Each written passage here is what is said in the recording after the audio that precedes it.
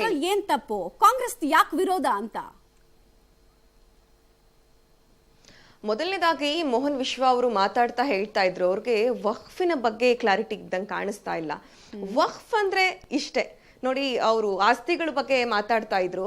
ಇಂದಿರಾ ಗಾಂಧಿ ಅವರು ಉಳುವವನೇ ಹೊಲದೊಡೆಯ ಅಂತ ಮಾಡೋದಕ್ಕಿಂತ ಮುಂಚೆ ಅಥವಾ ಅದಾದ ನಂತರ ಕೂಡ ಇವತ್ತಿಗೂ ನೀವು ಅನುಭವದಲ್ಲಿದ್ದೀರಾ, ನಿಮಗೆ ಆ ಜಮೀನನ್ನ ಕೊಡ್ಲಾಗತ್ತೆ ಅನ್ನುವಂಥ ಕಾಯ್ದೆಗಳು ಈ ದೇಶದಲ್ಲಿ ಇವತ್ತಿಗೂ ಕೂಡ ಜಾರಿಯಲ್ಲಿ ಇದಾವೆ. ಉಳುವವನೇ ಹೊಲದೊಡೆಯ ಬರೋದಕ್ಕಿಂತ ಮುಂಚೆ ಯಾರ್ಯಾರ ಹೆಸರಲ್ಲಿ ಎಷ್ಟೆಷ್ಟು ಜಮೀನಿತ್ತು, ಹೇಗೆ ಗಿತ್ತು ಅನ್ನೋದನ್ನ ಡಿಸೈಡ್ ಮಾಡ್ತಾ ಇದ್ದಿದ್ದು ಯಾರು ಅನುಭವದಲ್ಲಿ ಇದ್ದಾರೆ ಅನ್ನೋದ್ರ ಮೇಲೆ ಹೊರತು ಯಾರ ಹೆಸರಲ್ಲಿ ಡಾಕ್ಯುಮೆಂಟೇಶನ್ ಇದೆ ಅಂತ ಅಲ್ಲ. ಮುಂಚೆಯಿಂದ ಏನಾಗ್ತಿತ್ತು, ಇವಾಗ ಫಾರ್ ಎಕ್ಸಾಂಪಲ್ ನಾನು ಯಾವುದೋ ಒಂದು ಜಮೀನು ಅನುಭವದಲ್ಲಿ ಇದ್ದೀನಿ, ನಾನು ಅದನ್ನು ವಕ್ಫ್ ಕೊಡ್ತೀನಿ ಅಂತ ಅಂದ್ರೆ ಅದನ್ನ ಡಾಕ್ಯುಮೆಂಟ್ ಮಾಡ್ಕೊಡೋ ತರದ ಸಿಚುವೇಶನ್ಗಳಾಗ್ಲಿ ಪರಿಸ್ಥಿತಿಗಳಾಗ್ಲಿ ಇರ್ತಿರ್ಲಿಲ್ಲ. ಅಕಸ್ಮಾತ್ ವಕ್ಫ್ಗಷ್ಟೇ ಅಲ್ಲ, ನಾನು ಮುಜರಾಯಿ ಇಲಾಖೆಗೋ ಒಂದು ದೇವಸ್ಥಾನಕ್ಕೂ ಕೊಡ್ತಿದ್ದೀನಿ ಅಂತ ಅಂದ್ರೂ ಕೂಡ ಆ ತರದೊಂದು ರೂಲ್ ಇರ್ತಿರ್ಲಿಲ್ಲ. ದೇವಸ್ಥಾನಗಳಿಗೆ ಏನಾಗ್ತಿತ್ತು, ದೇವಸ್ಥಾನಗಳು ದೈವದ ಸ್ಥಾನಗಳು ಇರ್ತಾ ಇತ್ತು, ಒಂದು ದೇವಸ್ಥಾನ ಒಂದು ಸೆಂಟರ್ ಇರ್ತಾ ಇತ್ತು, ಅದ್ರ ಸುತ್ತಲೇ ಅದರ ಆಕ್ಟಿವಿಟಿಗಳು ಅಥವಾ ಮಠದ ಆಕ್ಟಿವಿಟಿಗಳು ದೇವಸ್ಥಾನದ ಆಕ್ಟಿವಿಟಿಗಳು ನಡೀತಾ ಇದ್ರಿಂದ ಯಾರಾದ್ರೂ ದಾನ ಕೊಡೋರು ಅದ್ರ ಸುತ್ತ ಕೊಡ್ತಾ ಇದ್ರು. ಬಟ್ ಮಸೀದಿ ಅಥವಾ ಮುಸಲ್ಮಾನರ ಸಮುದಾಯಕ್ಕೆ ಕೊಡ್ಬೇಕಾದ್ರೆ ಖಬ್ರಸ್ತಾನ್ಗೆ ಅಂತಾನೋ ಅಥವಾ ಮದ್ರಸಾ ಕಟ್ಟೋದಕ್ಕೆ ಅಂತಾನೋ ಅಥವಾ ಸಮುದಾಯದ ಸರ್ವತೋಮುಖ ಏಳಿಗೆಗೋಸ್ಕರ ಅಂತ ದಾನ ಕೊಡುವವರು ಎಲ್ಲಿ ಇರ್ತಾ ಇತ್ತು ಅವ್ರ ಜಮೀನನ್ನ ಅದನ್ನ ದಾನ ಕೊಟ್ಟು ಹೋಗ್ತಾ ಇದ್ರು. ಇದೊಂದೇ ಕಡ್ಲ ಈ ಕಾಗದಕ್ಕೆ ಒಳ್ಳೆ ವಿಷಯ ಅಂತ ನೀನ್ ಹೇಳಿದ್ದು. ಸೊ ಇದು ಒಂದು ಕಲ್ಚರ್ ಇತ್ತು. ಇದು ನೀವು ಬರೀ ಕೇವಲ ವಕ್ಫ್ನ ಆಸ್ತಿ ವಿಚಾರದಲ್ಲಿ ಅಷ್ಟೇ ಅಲ್ಲ, ಅಥವಾ ಕೋರ್ಟ್ ಅಲ್ಲಿ ನೀವು ಅನುಭವದಲ್ಲಿ ಇದೀರಾ ಅಂತಾನೋ ಅಥವಾ ತಾಲೂಕು ಆಫೀಸಲ್ಲಿ ಇವತ್ತಿಗೂ ಕೂಡ ನೀವು ಅನುಭವದಲ್ಲಿರುವಂತಹ ಸಾಗುವಳಿ ಮಾಡಿಸ್ಕೊಳ್ಬೇಕು ಅಂತಂದ್ರೆ ನೀವು ಅನುಭವದಲ್ಲಿ ಇದೀರಿ ಅಂತ ಕೊಡ್ಬೇಕಷ್ಟೇ. ಅದನ್ನ ಹೋಗಿ ಸರ್ವೇಯರ್ ಬರ್ಕೊಂಡು ಬಂದು ಮಾಡ್ಕೊಡ್ತಾ ಇದ್ದಾರೆ. ನಿಮ್ಮ ಅಬ್ಜೆಕ್ಷನ್ ಏನು ಇವಾಗ ಅಂತ ನನ್ನ ಪ್ರಶ್ನೆ. ಇದಕ್ಕೂ ಸೇಮ್ ತರಹದ ಈಗಿರುವ ತಿದ್ದುಪಡಿಯಲ್ಲಿ, ಈಗ ತಂದಿರುವ ತಿದ್ದುಪಡಿಯಲ್ಲಿ ಕಾಂಗ್ರೆಸ್ನ ಅಬ್ಜೆಕ್ಷನ್ ಏನು? ಯಾಕೆ ಅಬ್ಜೆಕ್ಷನ್ ಮಾಡೋದಕ್ಕೆ? ಈ ಕಾನೂನನ್ನ ಡಿವೈಡ್ ಮಾಡ್ಕೊಳ್ಳೋದಕ್ಕೆ ಬಳಸ್ತಾ ಇದ್ದಾರೆ.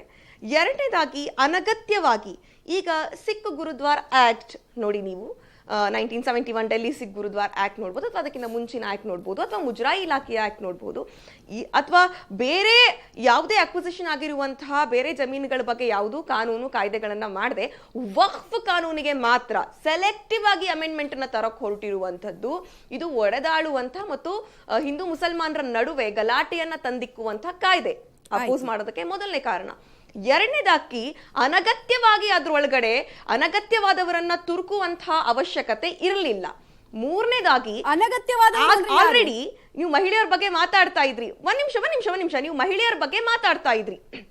ಮಹಿಳೆಯರ ವಿಚಾರ ಮಾತಾಡ್ಬೇಕಾದ್ರೆ ಒಂದು ಗಮನದಲ್ಲಿ ಇಟ್ಕೊಳ್ಬೇಕು, ವಕ್ಫ್ ಅಮೆಂಡ್ಮೆಂಟ್ ಬಿಲ್ ನಲ್ಲಿ ಸೆಂಟ್ರಲ್ ವಕ್ಫ್ ಅಮೆಂಡ್ಮೆಂಟ್ ಬಿಲ್ ಏನ್ ಬಂತು, ಸೆಂಟ್ರಲ್ ವಕ್ಫ್ ಅಮೆಂಡ್ಮೆಂಟ್ ಬಿಲ್ ನಲ್ಲೇ ಸೆಂಟ್ರಲ್ ಕಮಿಟಿಯಲ್ಲಿ ಇಬ್ಬರನ್ನ ಮತ್ತು ಸ್ಟೇಟ್ ಕಮಿಟಿಯಲ್ಲಿ ಇಬ್ಬರು ಮಹಿಳೆಯರನ್ನ ಇಡಬೇಕು ಮೆಂಬರ್ಸ್ಗಳಾಗಿ ಅನ್ನುವಂಥ ಸ್ಟ್ರಿಕ್ಟ್ ರೆಗ್ಯುಲೇಷನ್ ಇದೆ. ಬಟ್ ಅದನ್ನೂ ಕೂಡ ಮತ್ತೆ ಓವರ್ಲ್ಯಾಪ್ ಮಾಡಿ ಹೆಣ್ಣು ಮಕ್ಳಿಗೆ ಇಲ್ವೇ ಇಲ್ಲ ಅಂತ ಹೇಳಿ ತ್ರಿವಳಿ ತಲಾಕ್ ವಿಚಾರದಲ್ಲಿ ಮುಸ್ಲಿಂ ಹೆಣ್ಮಕ್ಳನ್ನ ಹೇಗೆ ದಾರಿ ತಪ್ಪಿಸ್ಲಿಕ್ಕೆ ಪ್ರಯತ್ನ ಪಟ್ಟಿತ್ತು, ಅದೇ ತರಹ ಮತ್ತೊಮ್ಮೆ ಬಿಜೆಪಿ ದಾರಿ ತಪ್ಪಿಸ್ಲಿಕ್ಕೆ ಪ್ರಯತ್ನ ಪಟ್ಟಿದೆ. ಇದು ಆಕ್ಚುಲಿ ಚೆನ್ನಾಗಿದೆ. ಎಲ್ಲದಕ್ಕಿಂತ ಇಂಪಾರ್ಟೆಂಟ್ ಆಗಿ ಅಬ್ಜೆಕ್ಷನ್ ಇರುವಂತದ್ದು, ನೀವು ಯಾವ್ದಾದ್ರು ಒಂದು ಅಮೆಂಡ್ಮೆಂಟ್ ಅನ್ನ ತರ್ತೀರಾ ಅಂತ ಅಂದ್ರೆ ಅದಕ್ಕೊಂದು ಚರ್ಚೆ ಆಗಬೇಕು, ಅಹವಾಲುಗಳನ್ನ ಸ್ವೀಕಾರ ಮಾಡಬೇಕು.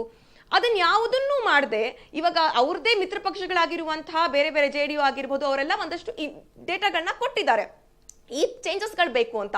ನೀವು ಫೈನಲ್ ಡ್ರಾಫ್ಟಿಂಗ್ ಅನ್ನ ನೋಡಿದ್ರೆ ಅಥವಾ ಫೈನಲ್ ಡ್ರಾಫ್ಟಿಂಗ್ ನ ಕೀನೋಟ್ ಗಳನ್ನ ನೋಡಿದ್ರೆ ಅದು ಯಾವುದೇ ತರಹದ ಬದಲಾವಣೆಗಳನ್ನ ತಂದಿಲ್ಲ. ಸರಿ ಓಕೆ.